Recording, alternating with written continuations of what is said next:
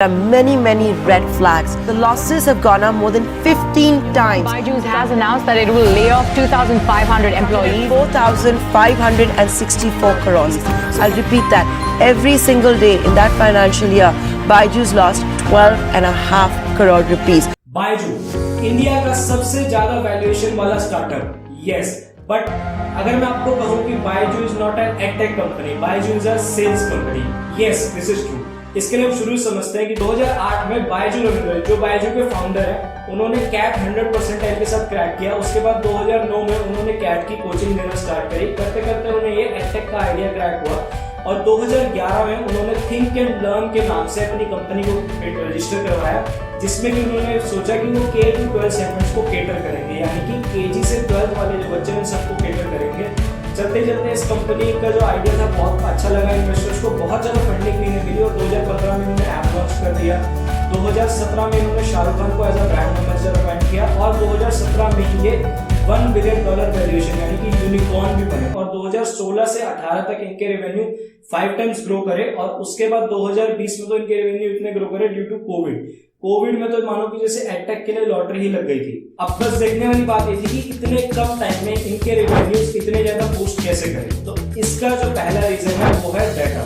कभी भी आप अगर गूगल पे कोई प्रॉब्लम का सोल्यूशन मांगेंगे तो सबसे पहली जो वेबसाइट आएगी वहां पर मोस्ट प्रोबेबली बायजू की आएगी। अब आप अपना डाउट सॉल्व करने के लिए बायजू की वेबसाइट पे चले जाओगे, वहां पे आप अपना नाम रजिस्टर करोगे और अपना नंबर रजिस्टर करोगे। इसी से बायजू को मिल जाता है डाटा, आपका नाम और नंबर बायजू को मिल जाता है। फिर बायजू एक 15 डेज फ्री सर्विस प्रोवाइड करता है। सपोज आपको मैथ्स का प्रॉब्लम आ रही है, आप मैथ्स की प्रॉब्लम ढूंढने गए और आपको 15 दिन का फ्री सब्सक्रिप्शन दिया। उन 15 दिन में आप ऐप पे कितने मिनट बिता रहे हो, कौन से लेक्चर देख रहे हो, आपकी क्या स्पीड है, ये सारे डेटा को नोट किया जाता है और सेल्समैन को प्रोवाइड किया जाता है। फिर वो सेल्समैन आपको कोल्ड कॉल्स लगाना शुरू करते हैं कि हमारा कोर्स ले लो और उनके पास पहले से ही वो डाटा होता है कि आप क्या पढ़ना पसंद करते हो, आपने किस लेवल का पढ़ रखा है। तो जो बायजू का सेल्स एग्जीक्यूटिव है आपके घर आता है, सबसे पहले तो आपको कोल्ड कॉल्स लगाते हैं, फिर उसके बाद आपके घर आता है, आपके पेरेंट्स से बात करता है, आपको कोर्स बेचने की कोशिश करता है। बट इसमें क्या चाहिए कि जब उन्हें ये डाटा पता होता है कि जो स्टूडेंट है वो क्या पढ़ रहा था ऐप पे क्या नहीं, तो उनके लिए बहुत इजी हो जाता है पेरेंट्स को पिच करना। टारगेट इनसिक्योरिटी, बायजू जब भी किसी कस्टमर के घर जाता है, उनके पेरेंट्स से 1-on-1 मीटिंग करता है, तो वो इनसिक्योरिटी को टारगेट करता है। उनको ये ट्रेनिंग दी होती है कि आप पेरेंट्स को जाके उनकी इनसिक्योरिटी टच करो कि आपके बच्चे ने अगर बायजू का कोर्स नहीं लिया तो उसका आगे कुछ नहीं हो पाएगा।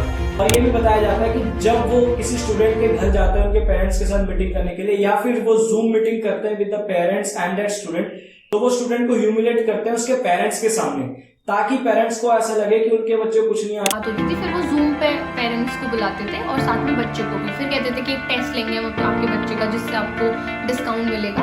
लेकिन वो लिटरली वो टेस्ट नहीं होता था, वो एक तरीका होता था बच्चे को ह्यूमिलेट करने का उसके पेरेंट्स के सामने।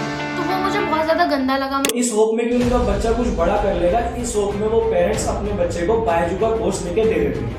बट एक बात आती है कि अगर कोई पेरेंट्स बायजू का कोर्स ना भी परचेज कर पाए तो भी बायजू उन्हें अपना कोर्स दे सकता है। ये कैसे हो सकता है? ये ऐसे तो बायजू उन्हें अपना कोर्स EMI बोल के परचेज कर देता है, मतलब एक तरीके से वो उन्हें लोन देता है। हर इंडिया में हर माँ बाप का सपना होता है कि उनका जो बच्चा है वो बड़ा होकर डॉक्टर इंजीनियर बने, तो उसी इनसिक्योरिटी को वो टारगेट करते हैं।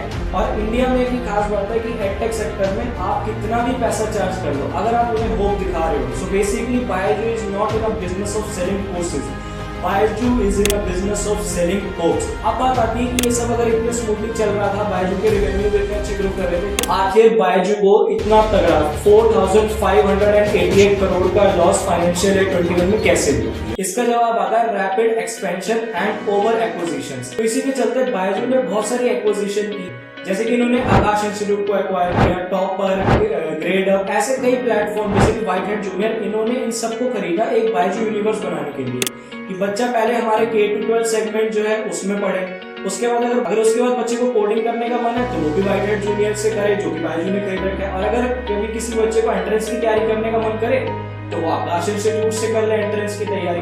तो ये बायजू ने एक अपना यूनिवर्स बनाना चाहा, बट और यही इनकी एक मेन स्ट्रेंथ भी थी। बट इनके केस में जो इनकी स्ट्रेंथ है वही वीकनेस बन के सामने है, क्योंकि इनकी स्ट्रेंथ थी कि इन्होंने बायजू यूनिवर्स क्रिएट करना चाहा जिसमें इन्होंने ज्यादा से ज्यादा कंपनी को एक्वायर किया। बट यही इनकी वीकनेस बनी, वो ऐसे कि इन्होंने एक कंपनी को एक्वायर किया 2020 में जिसका नाम था व्हाइट हैट जूनियर।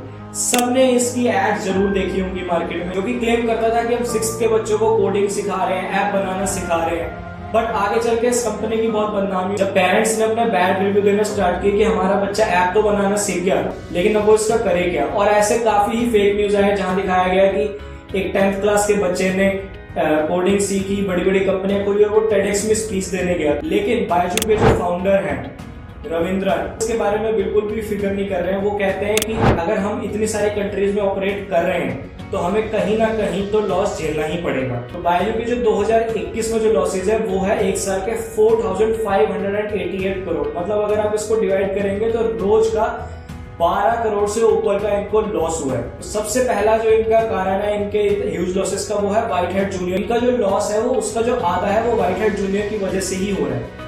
सेकेंड जो रीजन आता है वो है कोविड जब से ओवर हुआ है तब से बच्चे ऑफलाइन क्लासेस की तरफ दोबारा शिफ्ट हो गए हैं और ये जितनी भी एडटेक कंपनी थी इनका जो सारा बिजनेस मॉडल था ये ऑनलाइन की तरफ रिवॉल्व करता है। और कुछ एक्सपर्ट्स ये भी कहते हैं कि जो एक कोडिंग का बूम आया था इंडिया में कि कोडिंग सीखनी कोविड के ओवर होने से वो कोडिंग का फेज भी चला गया, जिससे एक्सपर्ट्स का कहना है कि व्हाइट हैट जूनियर को फर्दर ऐसे ही लॉसेस का सामना करना पड़ेगा। और लास्ट एंड सबसे मेन पॉइंट इज कॉम्पिटिशन। जैसे कि इंडिया में 2 सेक्टर है जहाँ पे बहुत कंपटीशन, एक तो quick e commerce and second is edtech. यहाँ पे इतने सारे प्लेयर आ गए हैं कि ये जो इंडस्ट्री है वो प्राइस ड्रिवन हो गई है। अब सवाल ये आता है कि कौन से प्लेयर सर्वाइव कर पाएंगे, कौन से प्लेयर को ज्यादा एडवांटेज है। देखो अब आजकल जो मार्केट में जो नए ब्रांड्स आए हैं जो पर्सनल ब्रांडिंग पे टिके हुए हैं, जैसे कि अगर यूपीएससी की तैयारी के लिए देखें तो स्टडी IQ, और अगर नीट और जेई के कोर्सेज के लिए देखें तो फिजिक्स वाला अमन अग्रवाल, और अगर कोडिंग के पर्पज से देखें तो टेलेस्कोप। ये सारे जो ब्रांड्स हैं ये अपनी पर्सनल ब्रांडिंग पे बिल्ड हुए हैं, तो इनको हमेशा एक एडवांटेज रहेगा एक रैंडम एडटेक कंपनी से जो अपने एड चला के अपनी हाई एक्विजिशन कॉस्ट लगा के अपने स्टूडेंट्स को लेती है।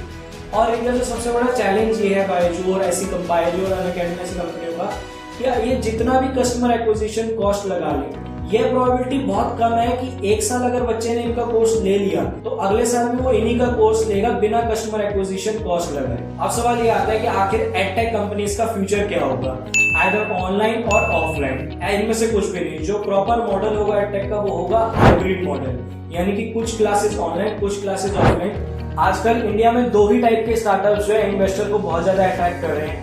एक तो एडटेक जो कि हमने इस वीडियो में बात की, और दूसरा है क्विक कॉमर्स इंडस्ट्री। उसकी जो वीडियो है यहाँ पे मैंने पिन कर दी है, तो अगर आपको वो देखना हो तो आप वो देख सकते हैं। And if you like the video please subscribe it. और बहुत जल्द इस चैनल पे पॉडकास्ट आने वाले हैं विद योर फेवरेट